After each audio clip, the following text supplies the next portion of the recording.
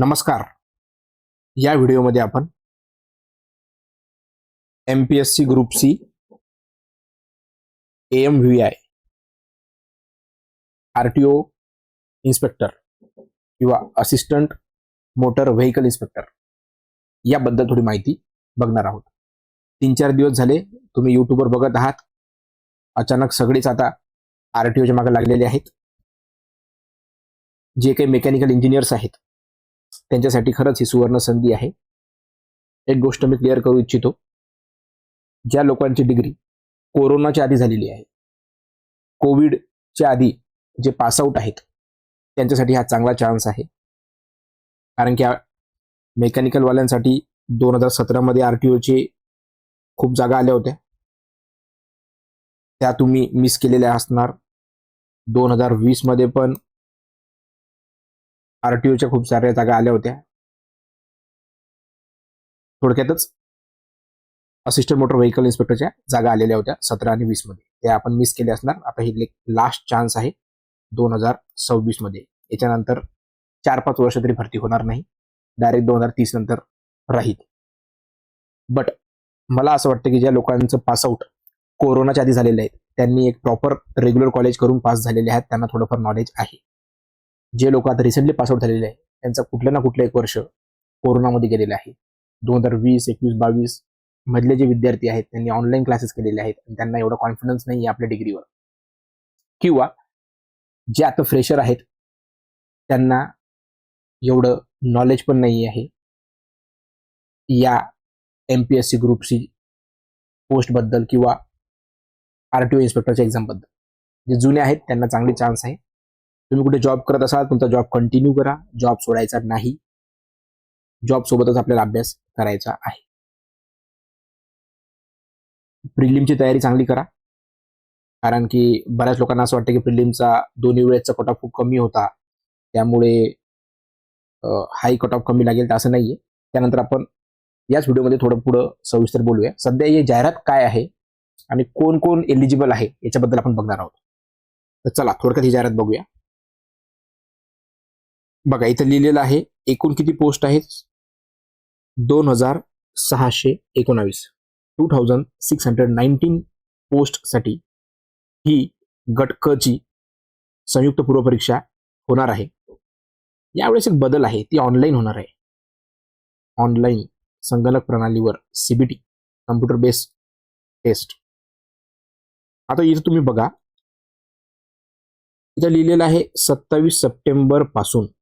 हा पासून जो शब्द आहे म्हणजे खूप साऱ्या शिफ्टमध्ये ही एक्झाम होईल, एकाच शिफ्टमध्ये एक्झाम होणार नाही. 27 सप्टेंबर, 28, 29, 30 असं 3-4 दिवस एक्झाम चालेल.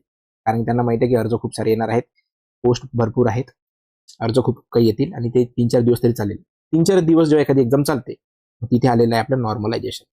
नॉर्मलायझेशन तुम्हाला माहिती आहे खूप घातक आहे आणि प्रत्येक युट्यूबरने याच्याबद्दल बोललेलं आहेच. ठीक आहे,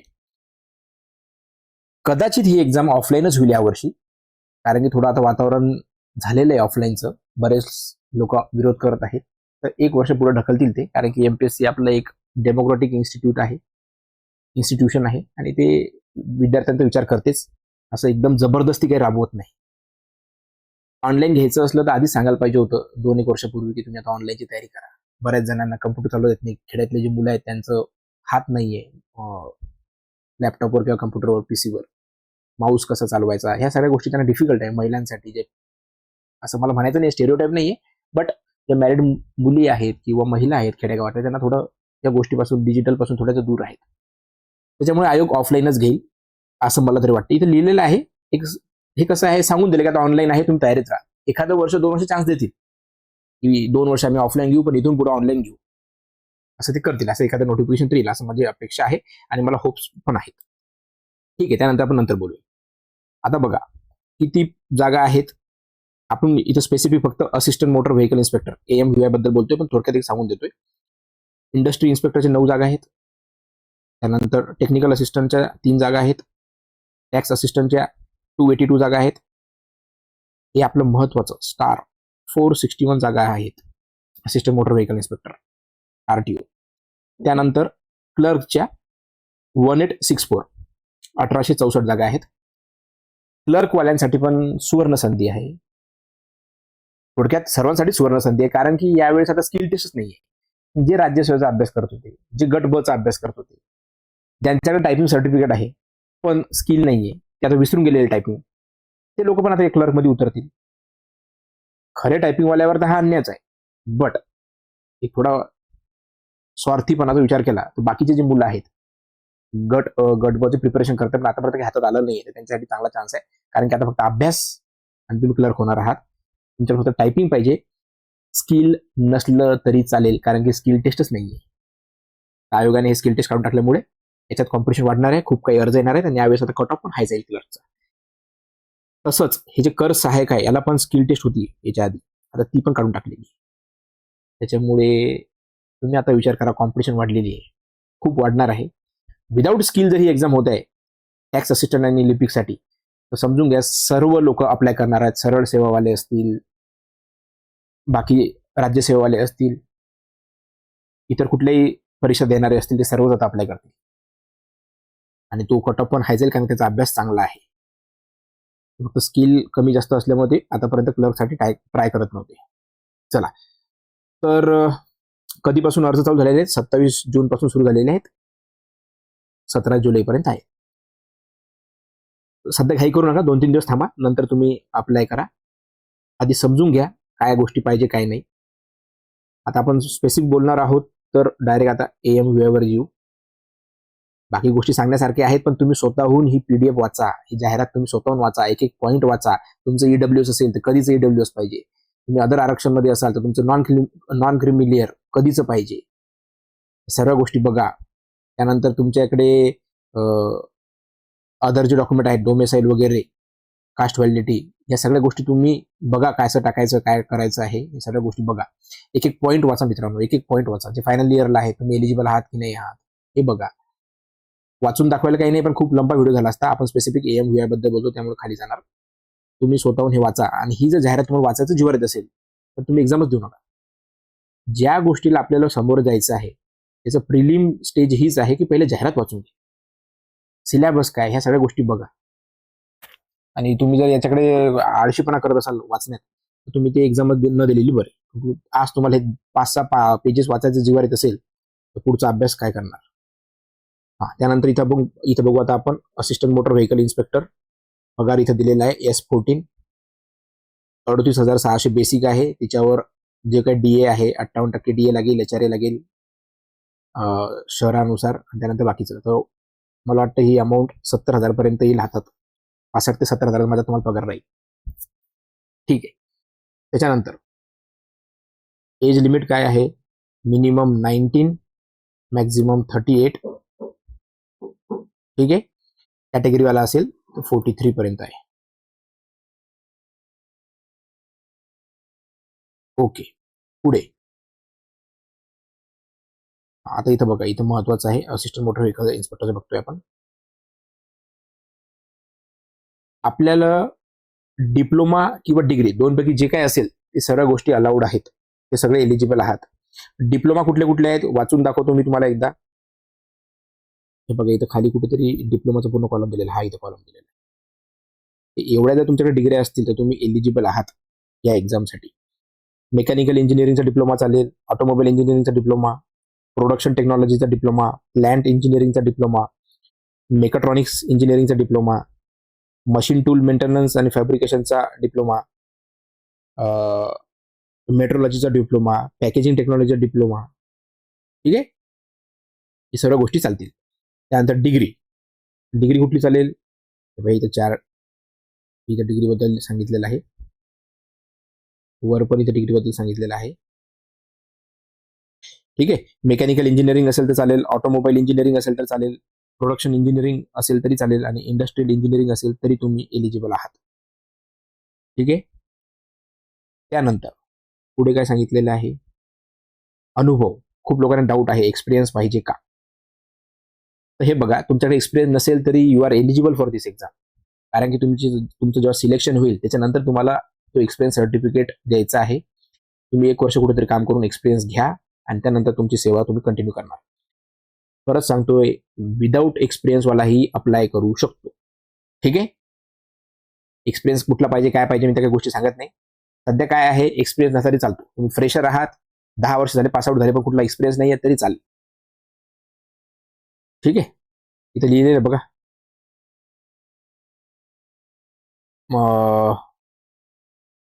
मुख्य परीक्षेकरिता अर्ज सादर करण्याच्या शेवटच्या दिनांकास हलकी मोटर वाहने, जड माल वाहतूक वाहने, जड प्रवासी वाहने यांची दुरुस्ती व देखभाल करण्याचा पूर्णवेळ कर्मचारी म्हणून केंद्र अथवा राज्य शासनाच्या विभागामध्ये अंगीकृत व्यवसायाचे यंत्रशाळेमध्ये घेतलेले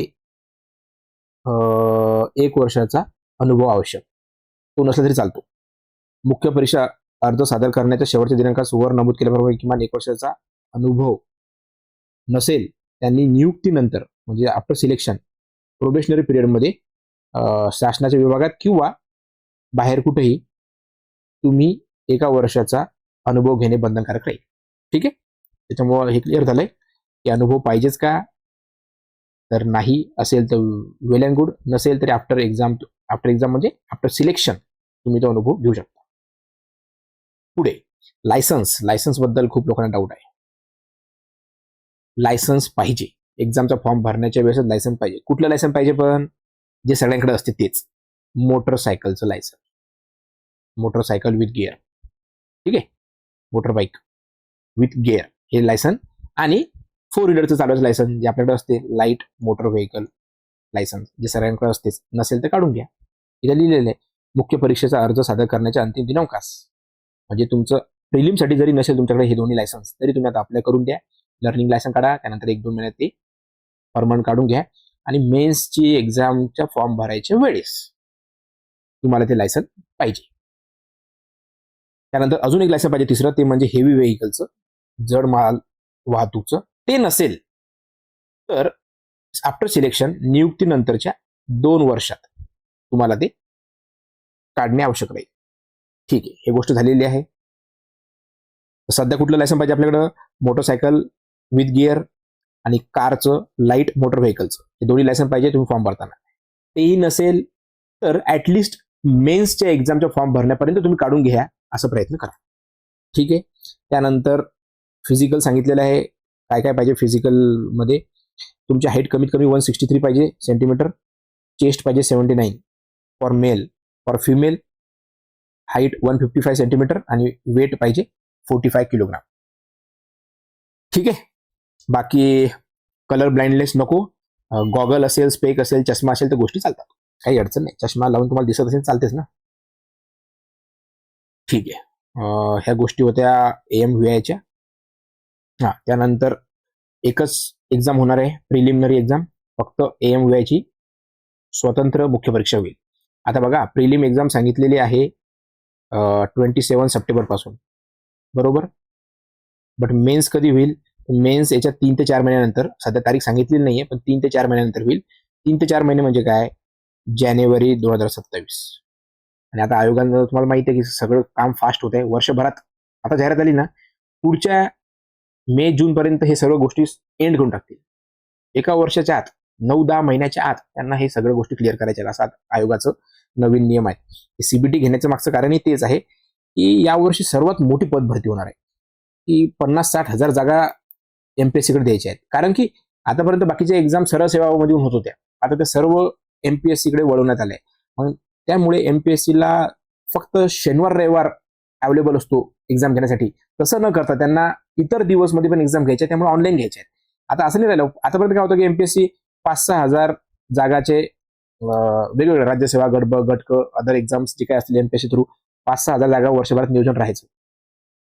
आता 50 ते 60 हजार जागा राहायच्या आहेत, 50 ते 60 हजार जागा या पूर्ण वर्षभरात, आणि त्याही फास्टमध्ये प्रोसेस लवकर करायची आहे. त्याच्यामुळे हे CBTचं त्यांनी आणलेलं आहे. त्यांना काही आपल्यावर अन्याय करायचा नाही, पण ती प्रोसेस तशी ठेवायची. फक्त सॅटर्डे संडे किती अवेलेबल भेटणार आहेत प्रिलिमसाठी, मेन्ससाठी? 52 संडेज आहेत, 52 संडे आहेत. ते किती लोकांची एक्झाम घ्यायची आहेत त्यांना, याचा विचार करा. त्यामुळे ते CBT आणलेलं आहे. Fast result, fast process, fast answer की, सर्व गोष्टी रिस्पॉन्सशीट तुम्हाला भेटून जातील. पारदर्शक राहील. MPSCवर विश्वास आहे आपला, फक्त ते TCS IBPS वर विश्वास नाहीये. त्यात कोण झोल करते समजत नाही. ठीक आहे, त्या गोष्टी खूप भयानक आहे, ते बोलायचंच नाही याच्यावर. मला ऑफलाईनच एक्झाम घेतील असं मला वाटत आहे. सध्या तरी. जर ऑफलाईन घेतल्या तर मग ती जे 50-60 हजार जागा भरायचे त्याला थोडं वेळ लागेल. वर्षभरात त्याचं टार्गेट अचीव होणार नाही किंवा कदाचित करूही शकता, ते सांगता येत नाही. चला आता बघू आपण सिलेबस. हा आहे मित्रांनो प्रिलिमचा सिलेबस. प्रिलिमचा सिलेबस सेम आहे. आतापर्यंत कसं होतं मागच्या वेळेस की प्रिलिमचा सिलेबस थोडा वेगळा राहत होता आरटीओसाठी. त्यात थोडं मेकॅनिकलचं पण राहत होतं आणि थोडं जनरल स्टडीजचं राहत होतं. आता तसं काही नाही, सर्व जीएसच आहे. ठीक आहे. किती प्रश्न राहतील प्रिलिम मध्ये हे बघा, इथे लिहिलंय 100 प्रश्न. किती मार्क्ससाठी? 100 मार्क्ससाठी, म्हणजे 100 क्वेश्चन 100 मार्क्स. डिग्रीची लेवल आहे, डिप्लोमा नाही, डिग्री लेवल आहे. इंग्लिश आणि मराठीमध्ये क्वेश्चन राहतील. 1 तास आहे, 60 मिनिट, 100 प्रश्न. बघा किती कॉम्पिटिशन राहील. आणि 1/4 निगेटिव्ह, 25% निगेटिव्ह, 1/4 निगेटिव्ह. 8 सब्जेक्ट आहेत प्रिलिमला. हे बघा, history, geography, economics, current affairs, polity, general science, math, intelligence. ठीक आहे. जे आपले टेक्निकल पोरं आहेत, मेकॅनिकल इंजिनिअरिंगवाले किंवा अदर इंजिनिअरिंगवाले मुलं, ज्यांना याच्यावर त्यांचा हात नसेल, हँड नसेल. कसं आहे, बरेचसे मेकॅनिकल इंजिनियर लोक किंवा बरेचसे लोक ज्या या एक्झामसाठी बसणार आहेत ते ऑलरेडी राज्यसेवा किंवा इतर एक्झाम देत होते, त्यांना सोपं आहे. पण जे ऑलरेडी टेक्निकल जॉब करत असतील किंवा कोर फील्डमध्ये काम करत असेल, त्यांना परत हा अभ्यास करणं कठीण आहे, कारण त्यांना ते फॅमिलियरच नाही आहेत या प्रोसेस सोबत, एमपीएससीच्या सोबत. कारण की ते टेक्निकलचा अभ्यास करत होते, ते टेक्निकलमध्ये स्ट्रॉंग आहे. आता टेक्निकलमध्ये तुम्ही किती स्ट्रॉंग असले तरी प्रिलिमला त्याचा फायदा नाही आहे, कारण प्रिलिम ही फर्स्ट हर्डल आहे तुमच्यासाठी. ते पार करायचं आहे तेव्हाच तुम्ही टेक्निकल मध्ये पुढे जाणार. आणि प्रिलिम मध्ये काय झालंय, जे जनरल लोक आहेत त्यांचा खूप हँड झालेला आहे, त्यांचा टेक्निकलचा अभ्यास कमी आहे पण प्रिलिमचा अभ्यास भरपूर आहे. त्यामुळे ते मुलं पुढे जातील आणि मग मेन्समध्ये कॉम्पिटिशन काही राहणार नाही एवढी. कारण की ते कोणती मुलं सिलेक्ट झालेले राहतील, जे ऑलरेडी एमपीएससीचा अभ्यास करत आहेत पण त्यांचं मेकॅनिकल इंजिनिअरिंग सगळं ते विसरून गेलेले आहे. तेच मुलं एक्झाम देतील, तेच मुलं प्रिलिम पास करतील आणि ते मुलं पुढे जातील. मेन्समध्ये तिथं कॉम्पिटिशन त्याची कमी होणार आहे, कारण की ते सगळे कमी अभ्यासावाले मुलं कॉम्पिट करतील. तुम्ही गेटवाले आहेत, IIT वाले आहेत, अदर एक्झाम वाले आहात, तुम्हाला पहिले हेच पार करायचं आहे सर्व प्रिलिमचं. त्यामुळे प्रिलिम 2 महिन्यात 3 महिन्यात शक्य आहे का? तर हो, शक्य आहे, तुम्ही करा. सॉरी. ठीक आहे. मी विचार करतोय की ज्या लोकांचा खूप सारा गॅप पडलेला आहे त्यांच्यासाठी मी रेग्युलर मेन्सचे लेक्चर आणण्याचा प्रयत्न करतो. माझाही स्वतःचं मेकॅनिकल इंजिनिअरिंग झालेलं आहे, बट माझाही खूप सारा गॅप आहे. मी एक वेगळा जॉब करतो जो आपल्या याच्याशी रिलेटेड नाही आहे. त्याच्यामुळे मी आपले जे आहेत, मला माहिती आहे मेकॅनिकल इंजिनिअरची सध्या कंडिशन काय आहे. आपले दिवस चांगले होते 5-6 वर्षापूर्वी.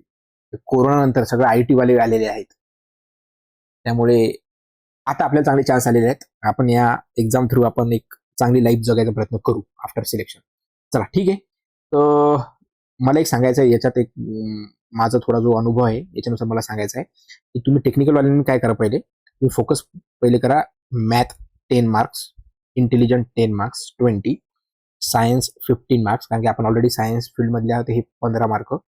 त्याच्यानंतर तुम्ही हे पॉलिटी एक सोपं आहे, याला काही बॅकग्राऊंड पाहिजे नाही की तुम्ही सायन्स एक आर्टचे, हे पण 15 मार्क्स आहे. चालू घडामोडी खूपच वास्ट आहे, वेटेज सांगून देतो मी, तिथे आहे 15 मार्क्ससाठी. त्यानंतर इकॉनॉमिक्स थोडं चालू घडामोडी रिलेटेड राहते आणि थोडंफार इकॉनॉमिक्समध्ये काही गोष्टी इझी आहेत. टोटल इकॉनॉमिक्स राहील 15 मार्क्ससाठी, मी सध्या ते रेकमेंड करणार नाही. जिओग्राफी आहे 10 मार्क्ससाठी आणि हिस्ट्री आहे 10 मार्क्ससाठी, हे पण मी सध्या रेकमेंड करणार नाही हिस्ट्री. मी रेकमेंड करणार आहे जिओग्राफी, जे इझी आहे, पॉलिटी, सायन्स, मॅथ, रिझनिंग. किती मार्क झाले? 10, 20, 35, 50, 60. 60 मार्क टार्गेट करा तुम्ही. हे 60, या 60 पैकी तुम्हाला कमीत कमी 45 प्लस आलेच पाहिजे कुठल्याही परिस्थितीत. त्याच्यानंतर थोडं थोडं इतिहासमधले 2-3 मार्क घ्या, 2 ते 3 तर पडतील. इकॉनॉमिक्समध्ये 4-5 मार्क तर पडतील. इकॉनॉमिक्समध्ये PYQ खूप रिपीट होतात, PYQ करा चांगलं. आणि चालू घडामोडी मी आपल्या ग्रुपमध्ये, टेलिग्राम ग्रुपमध्ये, माहिती आहे आपल्या ग्रुपमध्ये फक्त चालू घडामोडीच असतात इंग्लिशमध्ये. म्हणजे मी इंग्लिश मीडियममध्ये चालू घडामोडी प्रोव्हाइड करतो आपल्या टेलिग्रामच्या ग्रुपमध्ये फ्री ऑफ कॉस्ट. ते एक्झामच्या 15 दिवस आधी मी पूर्ण वर्षभराच्या आपल्याला कसं आता सप्टेंबरमध्ये एक्झाम आहे ना आपली ही सप्टेंबरमध्ये एक्झाम आहे ना तर आपल्याला 12 महिन्यापूर्वीचं म्हणजे ऑगस्ट पर्यंत तरी ऑगस्ट 26 पर्यंत तर मी काय करतो मे 2025 ते ऑगस्ट 2026चे सर्व चालू घडामोडीचे पीडीएफ देऊन टाकील. एका महिन्याची एक पीडीएफ राहील. असे 12-13 पीडीएफ राहतील ते. पूर्ण पीडीएफ नाही वाचणं झालं तरी ऍटलिस्ट हे 3 महिने इम्पॉर्टंट असतात. कुठले माहिती का? सांगतो मला December, Jan, Feb, March, April हे 5-6 महिने या एक्झामसाठी इम्पॉर्टंट आहे. यामध्ये बजेट राहील, सगळ्या गोष्टी राहतील. December, Jan, Feb, March, April हे 5 महिन्याचं तरी पहिले प्रायोरिटी करा. प्रायोरिटी या 5 महिन्याला द्या पहिले. या 5 महिन्यातून 5 क्वेश्चन जरी निघाले आपले तरी आपलं टार्गेट अचीव होते. हा आता मला बोलायचं आहे मेन्सच्या सिलेबस बद्दल. हा व्हिडिओ खूप मोठा होतो म्हणून थोडं फास्टमध्ये बोलतो, नाही तर मनापासून बोलायचं तर मी 2 तास बोलू शकतो याच्यावर, पण आपल्याकडे थोडा वेळ नाहीये. चला आता हे आपला मेन्सचा सिलेबस आहे. इंग्लिश मिडियमच राहील, सगळ्यांना माहिती आहे. आता इंजिनिअरिंग म्हटल्यावर इंग्लिशच राहील. 150 क्वेश्चन्स यार, 150 क्वेश्चन्स. एक क्वेश्चन 2 मार्कासाठी, टोटल 300 मार्क्ससाठी आणि 1.5 तास 90 मिनिट्स 150 क्वेश्चन. त्याच्यामुळे न्यूमेरिकल राहणारच नाही याच्यात जास्त, कारण की टाइमच कमी आहे. तर आयोगाला समजते तेवढं, ते हुशार आहेत तेवढे की 90 मिनिटात 150 क्वेश्चन द्यायचे तर कधी त्यांना न्यूमेरिकल सॉल्व्ह करायचे. या 150 पैकी फक्त 7 ते 8 न्यूमेरिकल असतात, ते पण इझी, डायरेक्ट एका स्टेपवर फॉर्म्युला लावून. तुम्ही ते इग्नोरच करून टाका. न्यूमेरिकल थेरॉटिकलच आहेत जवळपास 95%. ठीक आहे, 7-8 मार्काचं फक्त न्यूमेरिकल असतात. बऱ्याच लोकांना माहित नसतं, ते घाबरतात, सर आम्हाला आता आम्ही गॅप पडलाय, आता मेन्सचा सिलेबस कव्हर होईल का, न्यूमेरिकलच ते घाबरतात. अरे बाबा, आपण इंजिनिअरिंगच्या दिवसमध्ये 2 दिवस आधी वाचून क्रॅक केलेले पेपर. आठवा आपले दिवस, जेव्हा आपल्याला पीएल लागायचं तेव्हाच आपण त्या 15-20 दिवसात पूर्ण सेमिस्टरचा अभ्यास करत होतो. इंजिनियर तसे तर झालोय आपण सगळे, त्याच्यामुळे आता गॅप पडलाय आपला भरपूर. चला जाऊ द्या. 1/4 निगेटिव्ह आहे याच्यात, पण न्यूमेरिकलला घाबरू नका तुम्ही, न्यूमेरिकल कमी असतात. 90 मिनिटात 150 प्रश्न आणि 1/4 निगेटिव्ह, ज्यामुळे काय होते की जे येतं तेवढंच सॉल्व्ह करायचं, जे येत नाही ते स्किप करा. मेन्सचा कट ऑफ बी आता चांगलाच लागणार आहे. ठीक आहे, आता बघा 15 टॉपिक आहेत. तर माझा असा अंदाज आहे प्रत्येक टॉपिक 10-10 मार्काला विचारलं पाहिजे त्यांनी. 15 टॉपिक 150 क्वेश्चन, 10 क्वेश्चन एका टॉपिकवर असं विचारलं पाहिजे. बरं तसं विचारत नाहीत ते. चला, पहिला आहे सॉम, स्ट्रेंथ ऑफ मटेरियल, नंतर मॅन्युफॅक्चरिंग प्रोसेस, नंतर थेरी ऑफ मशीन, टॉम. महत्वाचं हेच आहे बाबा याच्यात. सॉमला जास्त वेटेज आहे, टॉमला जास्त वेटेज आहे. त्यानंतर फ्लुइड मेकॅनिक्स, हेच हायड्रॉलिक आणि हायड्रॉलिक मशिनरीज याला चांगलं वेटेज आहे. त्यानंतर थर्मल इंजिनिअरिंग अँड रेफ्रिजरेशन, जे आपण RSC म्हणतो. ठीक आहे, त्यानंतर इंडस्ट्रियल इंजिनिअरिंग अँड मॅनेजमेंट. हे आता पहिले 6 गोष्टी आहेत मेकॅनिकल कोर आपले सब्जेक्ट. त्याच्यानंतर हे खालचे जे आहेत power developing system, cooling and lubrication system, हा पण एक इझी टॉपिक आहे. ट्रान्समिशन सिस्टीम येत, क्लच वगैरे ऑलरेडी ते टॉममध्ये थोड्याफार गोष्टी कव्हर होतातच. त्यानंतर steering system and starting drives, त्यानंतर differential rear axle and brakes, vehicle maintenance and transport management हे सोपं आहे. Automobile electrical and electronic system हा एकदम लेटेस्ट टॉपिक आहे, टाकलेला आहे त्यांनी सिलेबसमध्ये. मागच्या वेळेस मेनचा सिलेबस वेगळा होता, यावेळेस पहिल्यांदा या सिलेबसवर एक्झाम होणार आहे. फर्स्ट टाइम या सिलेबसवर एक्झाम होणार आहे, त्याच्यामुळे माहित नाही कोणत्या टॉपिकला किती वेटेज देतील. फर्स्ट टाइम सिलेबस 2022 मध्ये सिलेबस सांगितला होता, 20 मध्ये लास्ट एक्झाम झाली होती, 20 पासून डायरेक्ट आता 26 मध्ये एक्झाम होत आहे. त्यानंतर नेक्स्ट पॉईंट आहे इंट्रोडक्शन टू इलेक्ट्रिक व्हेकल्स, हे पण सोपं आहे. सगळ्यात सोपं हे आहे motor vehicle act and road safety. 10 ते 12 क्वेश्चन असतात त्याच्यावर, पण एकदम इझी आहे. आणि माझं लॉ पण झालेलं आहे LLB, त्याच्यामुळे मी हा कायदा पण चांगला सांगू शकतो. तुम्ही आपल्या चॅनलवर एकदा बघा. मुंबई महानगरपालिकेची जेव्हा टॅक्स इन्स्पेक्टरची एक्झाम झाली होती, त्यात मुंबई महानगरपालिकेचा कायदा होता, त्याचे मी व्हिडिओ टाकलेले आहेत 15-16. ते मी चांगलं शिकवलेलं आहे. आणि आपले लिमिटेड सबस्क्रायबर आहेत, ज्यांचा आपल्यावर विश्वास आहे, ते आपल्या बघत राहतात. ठीक आहे, आता सर हे 15 टॉपिक आहेत, आम्हाला इंजिनिअरिंगचं काहीच येत नाही, इंजिनिअरिंगचा माहीत नाही, आता काय करायचं, आम्ही पास होऊ शकतो का? येस, तुम्ही क्रॅक करू शकता. मला इंजिनिअरवर खूप भरोसा आहे. तुमच्यात खूप पोटेन्शियल आहे. त्याच्यामुळे आपल्याकडे आता बघा किती महिने आहेत टोटल आपल्याकडे. हे 3 महिने आपले प्रिलिम आहेत, बरोबर. आणि पुढचे 4 महिने आपल्याकडे मेन्ससाठी, कमीत कमी मेन्स पण लांब होऊ शकते. ठीक आहे, 4 महिने आहेत, पण टोटल आपल्याकडे 7 मंथ आहे. आणि 7 महिन्यात पूर्ण आपल्याला जवळपास इंजिनिअरिंगचा क्रॅश कोर्स करायचा आहे. 15 सब्जेक्टमध्ये पूर्ण इंजिनिअरिंगचा कोर आहेत ते. आणि पण जास्त पण नाही आहे सिलेबस, लिमिटेडच आहेत. सॉममध्ये ह्या थोड्याफार गोष्टी सांगितलेल्या आहेत, ते आपण सिलेबसमध्ये बघून घेऊ. माझाही खूप सारा गॅप पडलेला आहे, मला पण वाचून थोडंफार लेक्चर करावं लागलं, म्हणजे थोडंफार लेक्चर कंडक्ट करावं लागतील वाचून. ठीक आहे. जर चांगला रिस्पॉन्स असला तर मी कंटिन्यू करेल, आपली मेन्सचे व्हिडिओ टाकेल मी. तर सध्या तुम्ही काय करा, की ज्यांना ऑलरेडी राज्यसेवाचा किंवा गट ब गट क एमपीएससीचा अनुभव आहे त्यांनी मेन्सचा अभ्यास करा, 1 ते 1.5 महिना, आणि मग शेवटच्या 1 ते 1.5 महिन्यात अगेन आपलं प्रिलिम करा. कारण की तुमचं भलेही चांगलं आहे प्रिलिम, पण ओव्हर कॉन्फिडंट राहू नका. रिकामा फेल झाले तर पूर्ण मेहनत वाया जाईल. प्रिलिम पण आता कॉम्पिटिशन वाढलेली आहे, खूप लोक अप्लाय करणार आहेत, स्किल टेस्ट राहिली नाही, काहीच राहिलं नाही, खूप लोक अप्लाय करणार आहेत, खूप कट ऑफ हाय जाईल. आणि मला माहिती आहे की आरटीओचा कट ऑफ वेगळा लागेल, पण तरीही जे लोक मेकॅनिकल इंजिनियर जॉब करत नाही ते स्पर्धा परीक्षाच करतात, स्पर्धा परीक्षेमध्ये ते ऑलरेडी एमपीएससी सोबत फॅमिलियर आहेत, तर ते कट ऑफ खूप हाय करून टाकणार आहेत. ठीक आहे. आणि जे 17 मध्ये लागले नाही, जे 20 मध्ये लागले नाही, त्यांचा अभ्यास बघा कसा आहे. 7-8 वर्ष झाले ते आपण म्हणतो ना जखमी वाघ, तसे ते बसलेले आहेत शिकार करायसाठी. ठीक आहे. तर ज्यांना ऑलरेडी फॅमिलियर आहात एमपीएससी सोबत, तुम्ही हे 1.5 महिना मेन्सचा अभ्यास करा, कारण की तुम्ही टेक्निकलमध्ये कमी आहात, म्हणून तुम्ही 1.5 महिना टेक्निकलचा अभ्यास करा, थोडाफार तुमचा कॉन्फिडन्स वाढेल. आणि आफ्टर प्री मग तुम्हाला तो सिलेबस तुमच्या हातात राहील, तुम्ही तो 4 महिन्यात कव्हर करसाल. पुढे तुम्ही रिव्हिजनला खूप तुम्हाला वेळ मिळेल. हे सिरीज पण आपल्याला सोडवायची आहे. आणि 1.5 महिना मेन्स केल्यानंतर पुढच्या 1.5 महिन्यात तुम्ही प्रिलिमचा अभ्यास करा, आणि जास्त करून PYQ सॉल्व्ह करा. ठीक आहे. पण ज्या लोकांना काहीच येत नाही प्रिलिमचं, ज्या लोकांना एमपीएससीचं काहीच माहित नाही, ते फक्त टेक्निकलमध्ये स्ट्रॉंग आहे, तर तुम्हाला टेक्निकल सध्या वेळ देऊ नका. तुम्ही हे 3 महिने कम्प्लिटली प्रिलिमला फोकस करा. कारण की प्रिलिमच नाही निघाली, काय टेक्निकल काय मेन्स देणार तुम्ही? पहिले प्रिलिम करा. प्रिलिमसाठी टार्गेट ठेवा 50 प्लसच. कट ऑफ सांगतो तुम्हाला काय होतं ते एकदा. 2017 मध्ये कट ऑफ किती होता मला आठवू द्या एकदा. 2017 मध्ये खूप कमी होता यार, 25-26 कट ऑफ असेल बहुतेक जनरलचा. बहुतेक तोच असेल. ठीक आहे. हे बघा इथं मी लिहितो, 2017 मध्ये प्रिलिमचा कट ऑफ. 2017 मध्ये प्रिलिमचा कट ऑफ लागला होता जनरलचा 24 मार्क्स, आणि फिमेलचा फक्त 1 मार्क. फिमेलला तर फक्त एक्झामला जायचंय यायचंय. ज्या मुली मेकॅनिकलमध्ये आहेत त्यांनी खूप चांगली चान्स आहे, सोडू नका. 1 मार्क फक्त कट ऑफ, 1 मार्क फक्त. ठीक आहे. त्याच्यामुळे तुम्ही सोडू नका. पुढचं कारण की जागा खूप होते रे, 800 जागा होते. 2020 मध्ये प्रिलिमचा कट ऑफ होता 36. आता लोक अवेअर झाले, 12 मार्क वाढले, आणि मुलींचा कट ऑफ 1 जो मार्क होता तो गेला 24 वर. बघा मग आता बरोबर वाटलं का नाही.